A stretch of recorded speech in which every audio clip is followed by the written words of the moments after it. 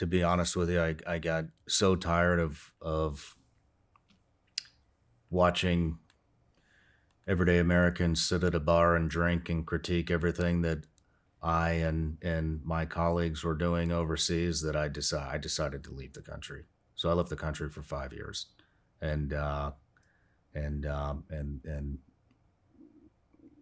it was good for me.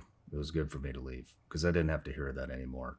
And and then I came back and decided to speak out against it. Speak out against what? Because you would still be, like me, a believer in Western freedom and the need to defend it. So you're speaking out against what particularly? All the corruption that we see today. You know, you brought up America and World War II, and I do think that I mean, without a doubt, we were there for the right reasons. Uh, Ever since then, I can't say that with 100% certainty. Um, you know, I do think that the response we did after 9/11 was the correct thing to do, but that war should have never gone on for 20 plus years. We probably should have never been in Iraq. We should have never been in Vietnam. I think one thing that America learned during World War II is war makes a lot of money.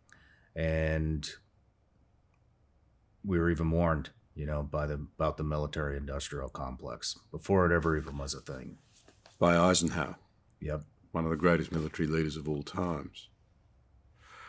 Interesting that you should say that. I was in government, a government that committed to joining you in Afghanistan because we believed it was terrorist training ground central and it had to be disrupted. Mm-hmm. I think there were reasons for going in, if I may say so.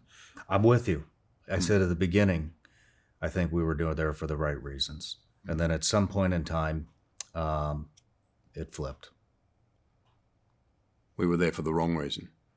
I think we were there to make money. I mean, we weren't near as effective as it went on and drug on, and ROE started getting loosened up, and it became a hearts and minds war, whatever that means. But because of the stipulations from the U.S. government, it felt like we weren't even there. We a lot of times we didn't even know exactly what we were doing there anymore, because. I mean, just for example, well, I think it was around, what was it, around 2011, 12 timeframe. We were supposed to do the biggest offensive push since the Battle of Fallujah in Iraq, in Helmand Province, Afghanistan. And I remember when the rules of engagement came out from the Obama administration, the rules were, if an enemy combatant shoots at you and then drops their weapon, you are not allowed to return fire.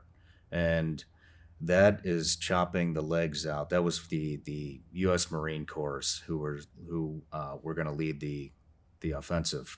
That was their rules of engagement.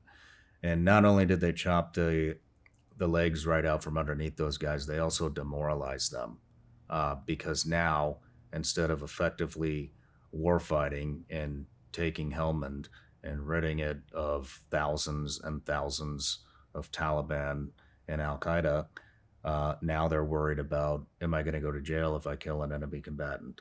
And when the bureaucracy bleeds into war,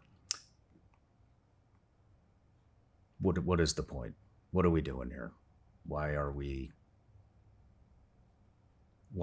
sitting here in idle mode? Why is our government more concerned about our enemy combatants than they are about our own people? I once spoke to a young Australian SAS officer who poured out his heart about it. And he knew I'd been in government. It wasn't an easy moment for me, I have to say, because he said, I came to the belief that I didn't have the government's back. And he said, there's nothing harder for a young man to be out there risking his life when he doesn't believe that the people who sent him there are 100% behind him for the right reasons. It's a pretty hard thing to hear. It is. So I kind of sympathise with it. And yet, you know, it's so complex, isn't it? Because that, if you don't mind me saying so, that very, very messy withdrawal It was a disaster for the people of Afghanistan as well. Mm-hmm. Well, most people in Afghanistan, unless you're a warlord, you wouldn't want to live there now. No, you wouldn't.